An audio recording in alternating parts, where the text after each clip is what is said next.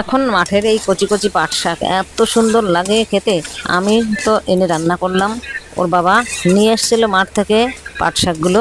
তা আমি দেখো কতটা লঙ্কা আর রসুন দিয়ে এভাবে রান্না করছি। তা রান্নাটা আমার আর একটু শুকনো শুকনো হবে। তবে এই পাট শাকে একটুও জল দেওয়া লাগে না, এমনিতেই গলে যায়। আমি শুধু ধুয়ে সামান্য একটু কেটে নিয়েছিলাম।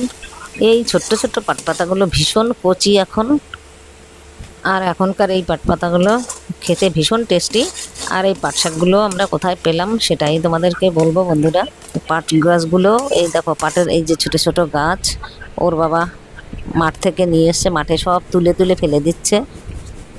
পাটের জমি থেকে এইগুলো বাছাই করে তুলে দেয়, ঘন ঘন যেখানে হয়ে গেছে সেইখান থেকে তুলে দেখো কত সুন্দর এই পাট পাতাগুলো। আমি তারপরে এইভাবে বাড়িতে বসে বেছে ধুয়ে সুন্দর করে তারপরে রান্না করছিলাম। তা রান্নাটা এত সুন্দর লেগেছে বন্ধুরা, কি বলবো। পাট শাকগুলো দেখো এরকম কেমন, পাতাগুলো একেবারে কচি কচি, ছোট্ট ছোট্ট গাছ। তো আমাদের প্রত্যেক বছরে এই সময় এরকম পাট পাতা পাওয়া যায়।